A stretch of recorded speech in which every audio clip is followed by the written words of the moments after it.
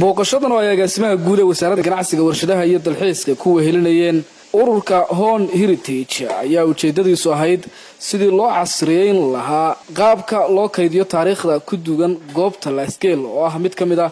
goobaha taariikhiga ah ee dunida ugu aastaysan aasaarta qadiimiga ah waxaana ujeedada kormeerka iyo qaabka loo casriyeynayo kaydinta taariikhda iyo sawirada La Scale ka warramay gudoomiyaha ururkaasi Horn Heritage Sacad Mire iyo Sacad Cabdi daahir oo kamid ah ururka Horn Heritage waxaana ay sheegeen qorshaha ururku wada ee goobta La Scale taariikhdeeda loo waafajinayo nidaamka tiknoolajiyada dunida ee maanta waxaanu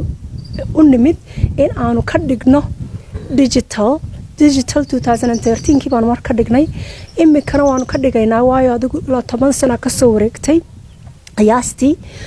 waxaanu doonaynaa in ay wadankeena La Scale maanta maxaa la yiraahdaa teknoolajiyada dunida ka ugu fiican ee digitalka ah in lagu qabto sawirada godadka La Scale sawirada kaliya tana ma aha buurta oo dhan in scanning lagu sameeyo 2013 hawshan qabanay iyo hawshan labaduba waxay noqonayaan kayd u yaala Somaliland oo laga tixraacayo marka la rabo in la ogaado isbedelada soo maray sawirada ama cilmilada ha keento isbedelada ama wax kale ha keenaan farxad bay noo ahayd mar kale aniga iyo Sacda oo Horn Heritage iyo teamkii wasaaradda agaasimihii guud iyo agaasimo ayaan leh ay nagala joogeen inaanu maalintan quruxda badan halkan ku qaadanay isla markaana aan wax badan oo taariikhtii ku duugnayd goobtana iyo quruxda iyo waxyaabaha khayraadka waddankeenu leeyahay aynaan ogeyn aanu maanta kulli lagu ogaaday ananu ku ogaanay Dr. Sacda oo arinta time badan gelisay aad baan uga mahadnaqayaa agaasimaha guud ee wasaaradda ganacsiga dalxiiska iyo warshadaha Soomaaliland Xamse Xaamud Guuleed iyo agaasimaha waaxda aasaarta qadiimiga ee wasaaraddaasi ayaa la Maxamed Ibrahim ayaa iyaguna goobtaasi hadal ka jeediyay waxaana ay kooxdan ka socota ururka Horn Heritage uga mahad celiyeen qorshahan ay wadaan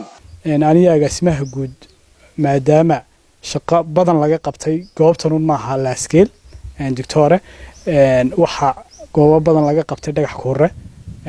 dhagax nabigalay dhagax maroodi abasa goobo badan ay wasaaraddu intii muddadan ay xukuumadda madaxweyne Muuse Bixi uu hogaamiyo uu nagu hogaaminayay wasiirka wasaaradda ganacsiga iyo dalxiiska in awood la saaro oo juhdi la geliyo goobaha dalxiiska iyo goobaha taariikhiga ee ansaarta qadiimiga wasaaradda ahaan waxaan soo dhaweynaynaa runtii doorka weyn ay Sacad Mire ku leedahay guud ahaan aasaarta qadiimiga iyo archaeology-ga gaar ahaan goobtan taariikhiga ah ee caanka ka ah adduunka ee La Scale Sacad Mire wax badan bay ka soo qabatay imikana ay runtii iyadoo waqti ku kooban yahay ay ka shaqeynaysaa anaguna wasaaradda runtii waanu qabnaa horumarkaas runtii ay iyadu la timi dalka in lagu barbar istaago imika howl waxay u timi aad u wacan oo La Scale oo waxa loo yaqaano 3D images in laga qaado oo dhameystiran oo tiraba 3 cisho socon doonta ay maantana ka tahay taas waxay keenaysaa ama dhalin ka doonta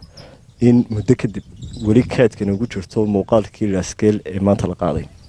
taas waxa weey runtii waa taariikhaheena ku faani doono inuu haysan doono marka runtii waxaan leenahay Sacday aad baad maasantay doorkaad ku leedahay dalkaaga abaalkaana waa lagu hayaa insha Allah ilaahayna uu kugu guuleynaya